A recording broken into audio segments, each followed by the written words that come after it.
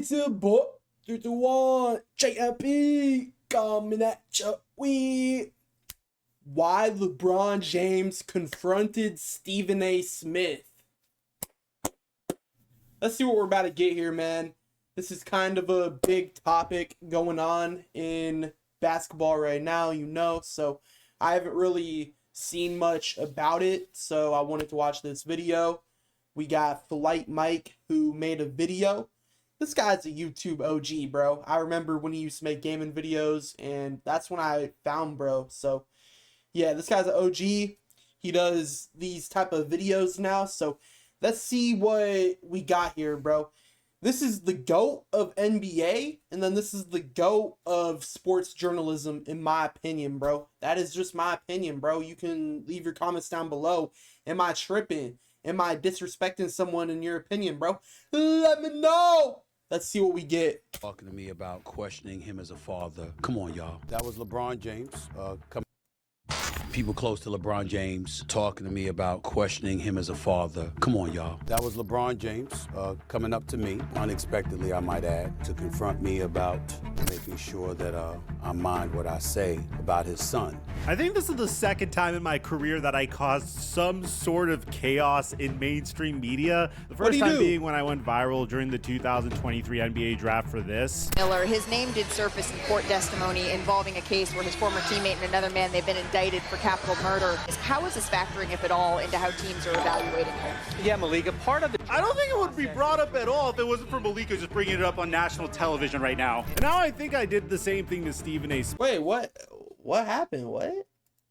For this. Miller, his name did surface in court testimony involving a case where his former teammate and another man, they've been indicted for capital murder. How is this factoring, if at all, into how teams are evaluating him? Yeah, Malika, part of it. I don't think it would be brought up at all if it wasn't for Malika just bringing it up. So he basically called out Malika type shit, and like it went viral. People were on his side. On national television right now. And now I think I did the same thing to Stephen A. Smith. So we're going to break down the entire story, including what happened to me personally during that game. Before we get to the content, we just launched a brand new baseball channel called Moody Diamond Talk. We're giving away 10 copies of MLB The Show 25 to a subscriber that turns on their notifications on that channel. Now that we get all that out of the way, cue the intro. I might play some of that on this channel. We'll see. Let's get into this video, man.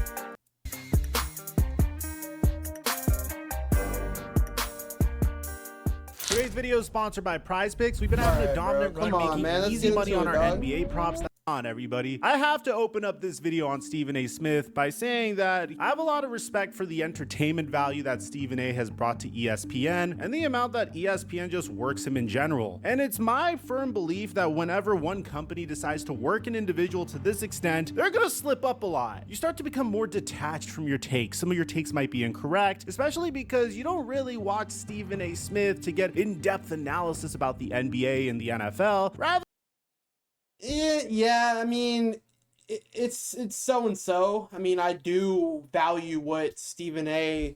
says. Like, I mean, I don't know. I mean, I'm not going to base what I think off of what Stephen A. says, but I know his teams, and then when something happens, I want to hear his thoughts, you know? That's how I view it. Rather, he's there to tell you what's going on in the NBA and NFL while making you laugh, and sometimes if there isn't really anything to talk about, he's prone to reaching. Regardless, I think he's a legend in the industry, and I have a lot of respect for him, and I definitely wouldn't be doing what I do currently if it wasn't for Stephen A. And clearly, ESPN feels the same exact way about Stephen A. Smith, because this man has had one crazy month. I mean, originally, Stephen A. Smith was flirting with the idea of being the Democratic nominee for president of...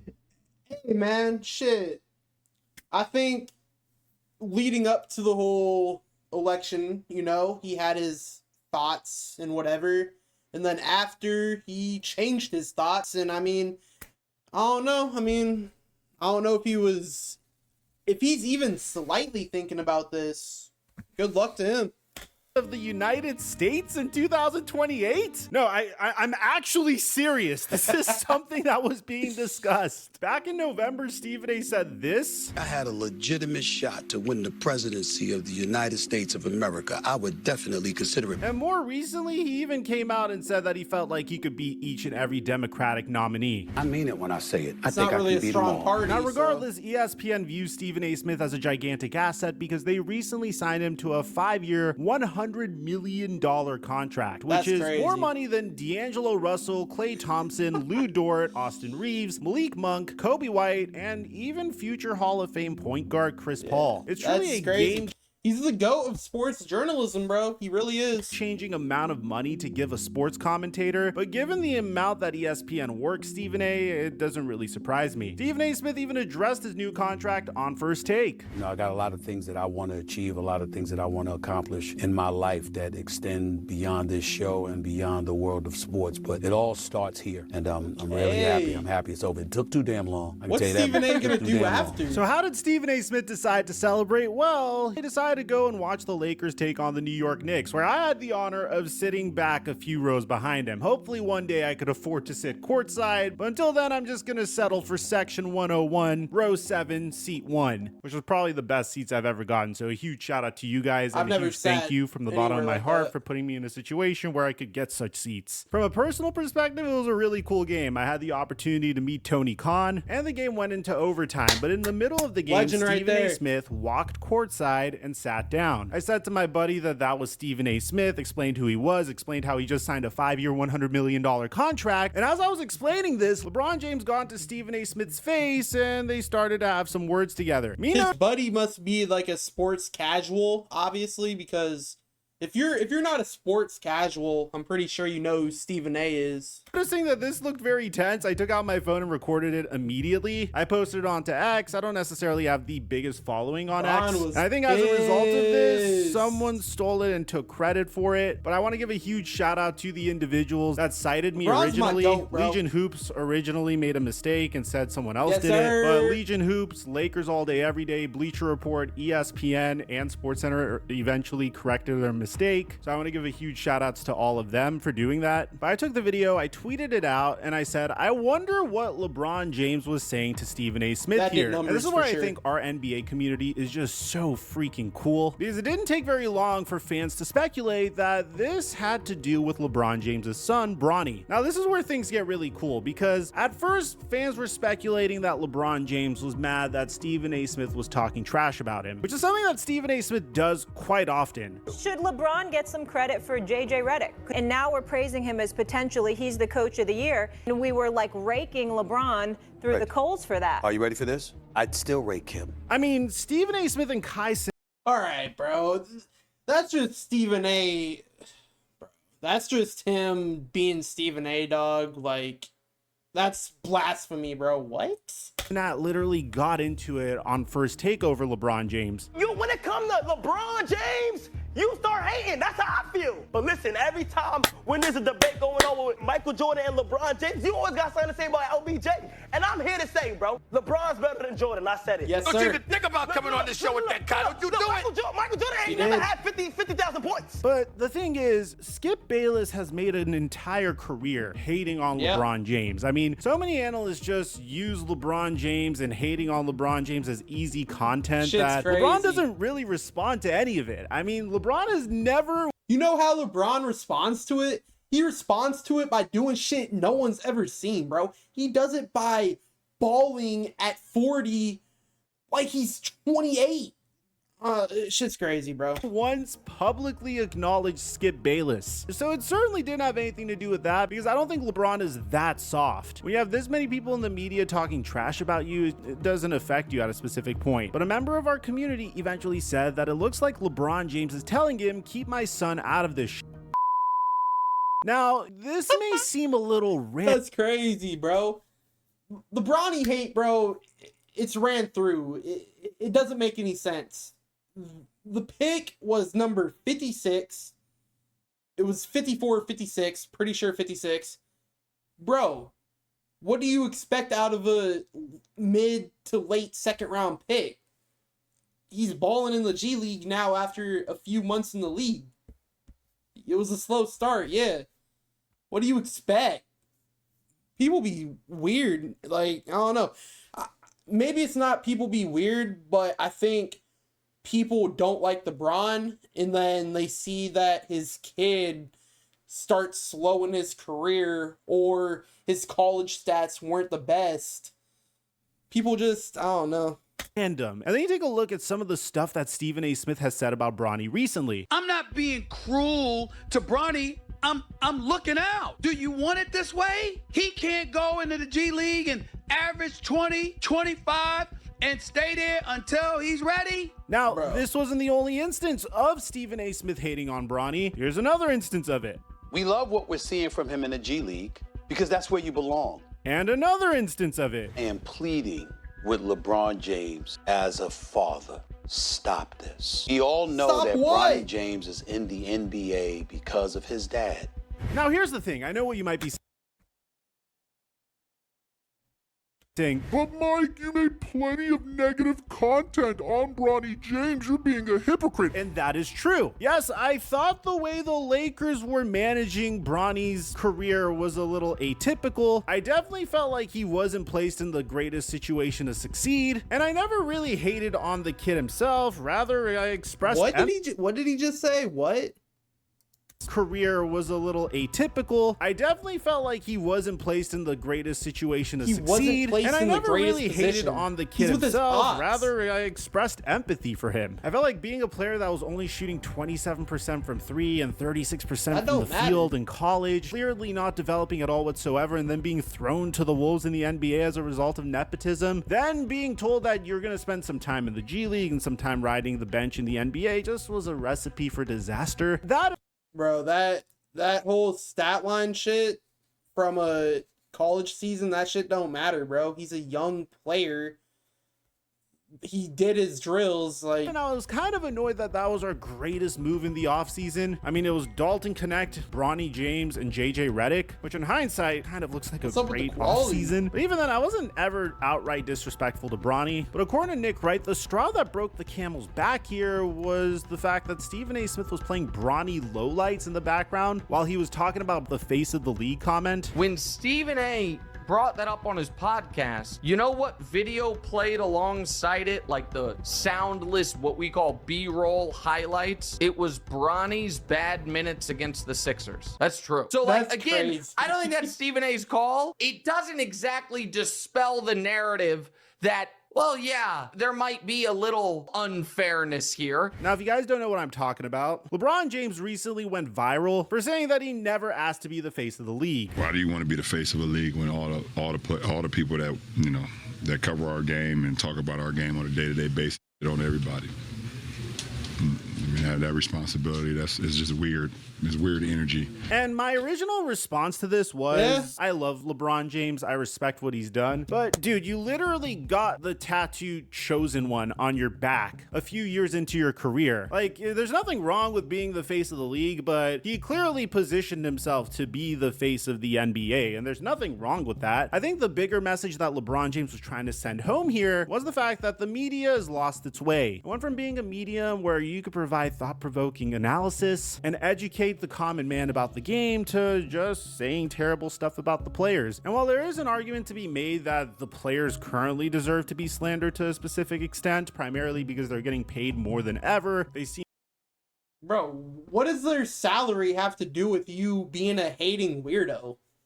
I don't really understand that thought process, but there's a lot of people on the internet, so there's gonna be lanes of different types of people and how they use it, so seem more entitled than ever. They're consistently flopping in the middle of games. They're consistently load managing despite getting paid more than ever. They're demanding trades 1 year into their brand new max contracts. I think that's what LeBron James meant about the face of the NBA comment, which, by the way, this was a response to Anthony Edwards said during the All-Star break that he doesn't want to be the face of the NBA. Capable of being that guy. I don't want to be that guy, put it like that. I want to be the guy to just show up and hoop and just kill dudes and go home. And LeBron James even clarified, I like that answer because it's kind of a humble answer. Like, I don't know. If you're the face of the league, like, I don't really think that's something that you just say. Like, that's something that's just known. It's a fact. It's not really something you have to say, you know? So, I like that answer from Anthony Edwards. His point about a week ago, saying this isn't about the face of the game, it isn't about one person or one show, it's about the culture of basketball, the most beautiful game in the world. Our game has never been better. Incredible young stars from all over the world, and some older ones. Steph Curry should be all we're talking about today. Let's discuss how great OKC and the Cavs have been this season with two completely different styles and break down why and how they have. Of course, if players don't perform, we need to discuss that too and break that down. Even that can be discussed in a way that's not to bring finality to that player's game, but to leave room to see how that player responds, and let's watch the journey of that player. This ain't about me either. At this point, I don't really care what's said about me, it's always something. This is just about the impact the negativity is having on our beautiful game and our fans. I know I speak for a lot of players, and more importantly, a hell of a lot of great fans that truly love and celebrate the sport. I never saw these tweets, but I'm not really on Twitter all that often. I use it, but I'm definitely... that's not in my top 3 social medias, for sure not. Around the world. So as Stephen A. Smith was discussing this, he showed brawny lowlights, which has nothing to do with LeBron, which makes a lot of sense because the only time LeBron James really addresses the media is whenever the media brings his family into things. I mean, a good example of this was when Brian Windhorst initially criticized... That's a legend right there. This is another icon in sports journalism. The Los Angeles Lakers planned for Bronny, only to switch up a week later. He's only going to play in the South Bay Lakers home games. That he's only going to kind of be a part-time G League player. I don't like that. I don't know whose idea it was. That was the first Obviously, month. The Lakers that was are fine with it. They're doing it. Long now, ago, on this particular instance, I think that's gone too far. 1 week later. What I said, and I'll say again, was that I am totally on board with the whole Bronny James thing with the Lakers. I think it was a smart move to draft him. And while I understand where LeBron James is coming from, I really think it's noble that he's trying to protect his son and defend his family. You have to bear in mind that the reason why these crazy expectations were placed on Bronny to begin with wasn't just because he was LeBron James's son. I mean, we've seen sons of NBA players attempting to make a career in the NBA before. None of them have been nearly as scrutinized as Bronny. Even Michael Jordan's sons tried to play professional basketball, but they weren't really covered that much. One of them is a UCF legend, you know what I'm saying? I mean, Tim Hardaway Jr.'s in the NBA. You don't really see people comparing him to his father. Domantas Sabonis' father was an NBA legend, and there was... The difference between all of these cases is none of these guys are the GOAT. None of these guys are a top 2 player of all time. So that's really the huge difference here. Some of these people aren't even top 100 players of all time. So that's really the big difference here. There wasn't that much expectations placed on Domantas either. So why is this the case with Bronny? Well, whenever you have your father tweeting out stuff like this, man, Bronny's better than some of the cats I've been watching on League Pass today. It is lightweight hilarious. He's just being a good dad. Hey, you got Jason and Ronaldo. Okay, some face shit. You got Los Polos up here too. That's sick, bro. The big 3 in this motherfucker. Okay. But this tweet, that's just him being a good dad. I mean, maybe he didn't have to tweet that, but who cares, bro? You don't get to come out and say this 1 year later. You know, I'm just kind of in this mode right now because I'm getting the same, thing from watching my son, who's a 19-year-old, kind of getting a lot of animosity and hatred towards him when he's just a kid trying to live out his dream. There's a very small number of men and women that actually get to live out their dream of playing a professional sport. And we have grown men and women out here doing whatever they can to try to make sure that does not happen. That is the weirdest thing in the world, but it is what it is. So while I do understand it is kind of low-hanging fruit to go after Bronny, at the same exact time, there's a reason why these expectations were placed on Bronny to begin with. Now, Stephen A. There's no logic here, dog, and it's really gonna get me tight. I'm a chill though. The logic is really lacking here, bro. This is a 56th overall pick. Let's look at 55. Let's look at 54.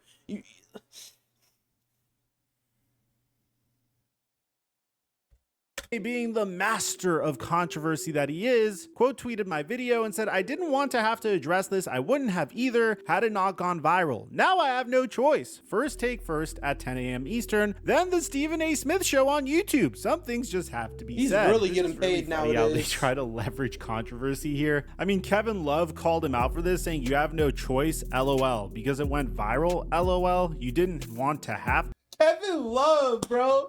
This guy's a troll god, bro. He be on time, man. to, LOL. You wouldn't have, LOL," which is true. The only reason he's doing this is because it's viral and he could piggyback off of the views. And this is what Stephen A. Smith had to say on First Take. To confront me about making sure that I mind what I say about his son.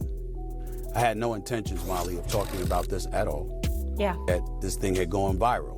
And so ultimately it was unavoidable. It wasn't a basketball player confronting me. That was a parent. All accounts, he's obviously a wonderful family man and a wonderful father who cares very, very deeply about his son. Based on some of the comments that he had heard, or shall I say, I think he thought he heard, and he confronted me about it. The craziest part about this clip is after LeBron James finished confronting Stephen A. Smith, he looked at me as if he knew I was recording the whole thing and that this was gonna go viral. He literally threw me an assist on social media. It was just crazy to me. That's the GOAT, bro. At the end of the day, I see where LeBron James is coming from, honestly, especially because I think picking on Bronny at this point is such low-hanging fruit and is such an old story. I mean, it's not like there's really anything to talk about. Bronny just sits at the end of the Los Angeles Lakers bench. He's the reason why I still watch the Lakers during garbage time. It's honestly so fun. They throw him in there with like 3 minutes left if they're up by 30. You're rooting for Bronny to hit like a crazy step back three. It adds a lot of entertainment value to the Los Angeles Lakers, and he gets to chill with his dad and Luka Doncic all day. I mean, I really don't... Bro, and there is potential, bro. If you think there's no potential, you don't know ball. See the problem with this anymore. There's not as much spotlight on him. It's pretty cool if you ask me, and just bringing him up at this point is just kind of unnecessary. But I think Stephen A. Smith's game was a little bit more sinister here. I mean, when you're just showing clips of LeBron James's son bricking shots while discussing LeBron James, you're clearly baiting him into giving you a reaction. And Stephen A. Smith has been the master of getting people to talk about him. He's learned that from Skip Bayless. He's very good at leveraging controversy to keep his name relevant, whether it's him trying to run for president or baiting the face of the NBA to confront him. I personally really enjoy this because it was so cool to be down there recording something. And let me know. Start down below. Ow.